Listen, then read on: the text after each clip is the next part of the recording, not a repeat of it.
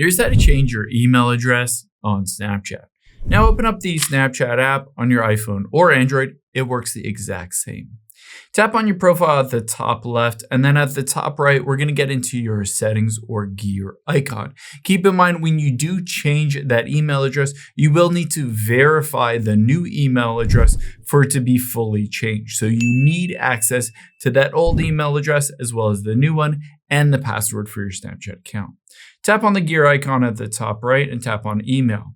After you've done that, you'll be able to see your email address here. All you need to do is exit out of here, and then all you need to do is type in your new email address. So I can enter in my new one, choose to whether allow other people to find you, and hit continue.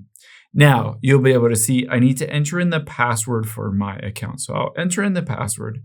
And now it says we sent a verification code to that email. I need to open up my email and check for that. And there it is. All I need to do from here is hit confirm email, and it'll go through the process of confirming that new email address. You'll be able to see I can go back into the Snapchat account here and go back here, and it has my new email.